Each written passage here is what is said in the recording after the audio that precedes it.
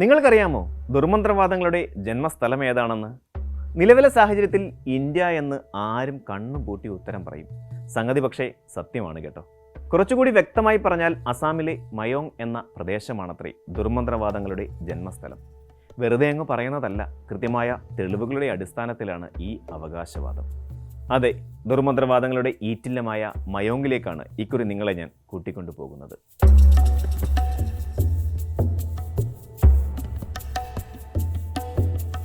ഇത് മയോങ് ഗ്രാമം. അസമിലെ മൊറിഗാവ് ജില്ലയിലാണ് ഈ ഗ്രാമം സ്ഥിതി ചെയ്യുന്നത്. ഗുവാഹത്തി നഗരത്തിൽ നിന്ന് ഏകദേശം 40 കിലോമീറ്റർ അകലെ ബ്രഹ്മപുത്ര നദിയുടെ തീരത്താണ് ഈ പ്രദേശം. വടക്ക് കിഴക്കൻ സംസ്ഥാനങ്ങളുടെ മനോഹാരിതയുടെ പൈതൃകം പേറുന്ന ഇടമാണിത്. വന്യജീവികളാൽ സമ്പന്നമായ വനങ്ങളും മനോഹരങ്ങളായ നദീതീരങ്ങളും ഈ ഗ്രാമത്തിലേക്ക് ലോകത്തെ ആകർഷിക്കുന്നു. പുരാവസ്തു തീർത്ഥാടനം, ഇക്കോ ടൂറിസം, സാഹസിക വിനോദസഞ്ചാരം, സാംസ്കാരിക വിനോദസഞ്ചാരം, നദീതട വിനോദസഞ്ചാരം എന്നിവ കാരണം മയോങ് ഒരു ടൂറിസ്റ്റ് കേന്ദ്രം കൂടിയാണ്. എന്നാൽ ഇവിടെയെത്തുന്ന ഭൂരിപക്ഷത്തിനും താല്പര്യം ഭൂപ്രകൃതി ആസ്വദിക്കലല്ല, മറിച്ച് മന്ത്രവാദത്തെക്കുറിച്ച് അറിയാനും പഠിക്കാനുമാണ് ഇവിടെ കൂടുതൽ ആൾക്കാരും എത്തുന്നത്. ഈ ഗ്രാമത്തിൻ്റെ പേര് സംബന്ധിച്ചും നിരവധി സിദ്ധാന്തങ്ങളുണ്ട്. സംസ്കൃതത്തിലെ മായ എന്ന വാക്കിൽ നിന്നാണ് മയോങ് എന്ന പദം വന്നതെന്ന് ചിലർ പറയുന്നു. സംസ്കൃതത്തിൽ മായ എന്നാൽ മായാജാലം എന്നോ അല്ലെങ്കിൽ സൂപ്പർ നാച്ചുറൽ ശക്തി എന്നോ അർത്ഥമാക്കാം.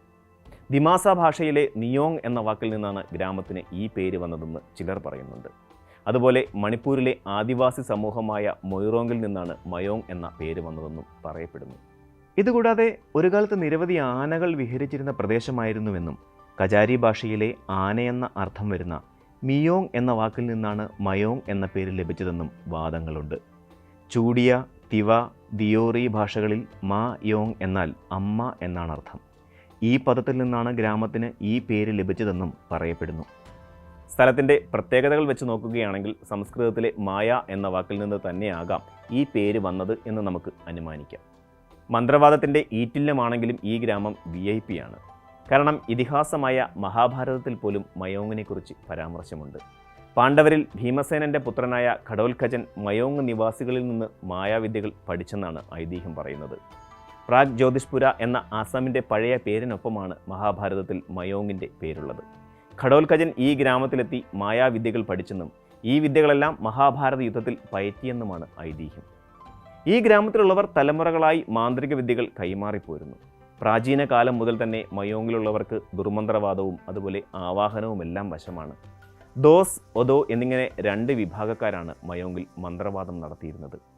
മനുഷ്യനെയും മൃഗങ്ങളെയും അപ്രത്യക്ഷരാക്കുക, മനുഷ്യനെ മൃഗമാക്കി മാറ്റുക, ആക്രമിക്കാൻ വരുന്ന ക്രൂരമൃഗങ്ങളെ ഭയപ്പെടുത്തി ഓടിക്കുക തുടങ്ങി നിരവധി വിദ്യകൾ ഇവർക്ക് അറിയാമായിരുന്നു അത്രേ.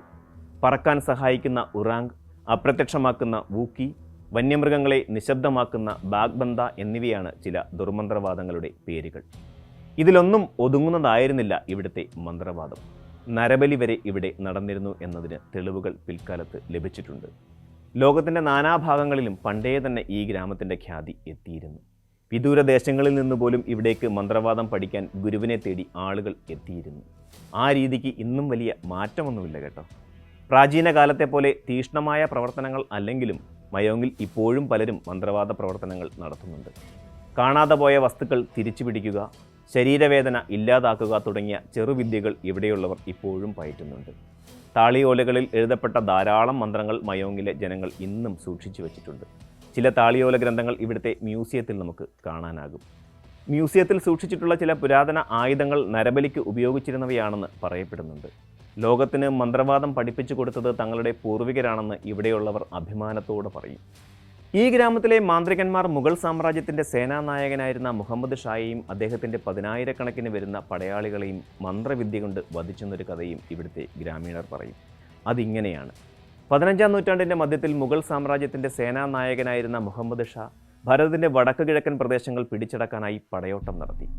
ഉഗ്ര പോരാളികളായ 10,000-കണക്കിന് സൈനികരുമായി മയോങ്ങിലെ വനപ്രദേശങ്ങളിലൂടെയുള്ള യാത്ര രാത്രി ഏറെ ചെന്നിട്ടും തുടർന്നു. പെട്ടെന്ന് കൊടുങ്കാട്ടിൻ്റെ ഉള്ളിൽ നിന്ന് അപരിചിതമായ ഒരു ശബ്ദം ഷായും സൈനികരും കേട്ടു. രൂക്ഷമായ വെളിച്ചം അവർക്ക് മുന്നിലേക്ക് കടന്നു വന്നു. ആ കാടിൻ്റെ ഇരുട്ടിനെ ഇല്ലാതാക്കുന്ന തരത്തിലായിരുന്നു ആ തീക്ഷ്ണമായ വെളിച്ചം പരന്നത്. ആ വെളിച്ചം അണഞ്ഞതോടെ മുഹമ്മദ് ഷായും 10,000-കണക്കിന് ഭടന്മാരും ഇല്ലാതായത്രേ. ഈ കഥയ്ക്ക് ചരിത്രരേഖകളൊന്നുമില്ലെങ്കിലും തങ്ങളുടെ പൂർവികർ മന്ത്രവാദത്തിലെ അഗ്രഗണ്യരായിരുന്നു എന്ന് ഇവിടെയുള്ളവർ ഉറച്ചു വിശ്വസിക്കുന്നു ഇപ്പോഴും. ഇന്നും ലോകത്തിൻ്റെ വിവിധ ഭാഗങ്ങളിലുള്ളവർ മന്ത്രവാദത്തിൻ്റെ സാധ്യതകളെ അന്ധമായി വിശ്വസിക്കുമ്പോൾ മന്ത്രവാദത്തിൻ്റെ ഈറ്റില്ലത്തിൻ്റെ നേരവകാശികളും അങ്ങനെ വിശ്വസിക്കുന്നതിൽ തെറ്റു പറയാനാകില്ലല്ലോ. ഇനി അവസാനമായി ഒരു കാര്യം കൂടി. ഇന്ന് നടക്കുന്ന സാത്താൻ സേവ, ബ്ലാക്ക് മാജിക് പോലെയുള്ള വിശ്വാസത്തെ മുതലെടുത്ത് നടത്തുന്ന തട്ടിപ്പുകൾ തിരിച്ചറിയപ്പെടേണ്ടത് തന്നെയാണ്. വിശുദ്ധമായ വിശ്വാസവും അതുപോലെ ആചാരപ്രകാരമുള്ള പൂജകളും പോലെയല്ല അന്ധവിശ്വാസവും ആഭിചാര തട്ടിപ്പുകളും. അത്ര നല്ല ഉദ്ദേശത്തോടെ അല്ലാതെ നടത്തപ്പെടുന്ന അവയൊക്കെയും ക്രിമിനൽ കുറ്റങ്ങൾ തന്നെയാണ്, സമൂഹത്തിൽ നിന്നും എന്നേക്കുമായി തുടച്ചു നീക്കപ്പെടേണ്ടത്.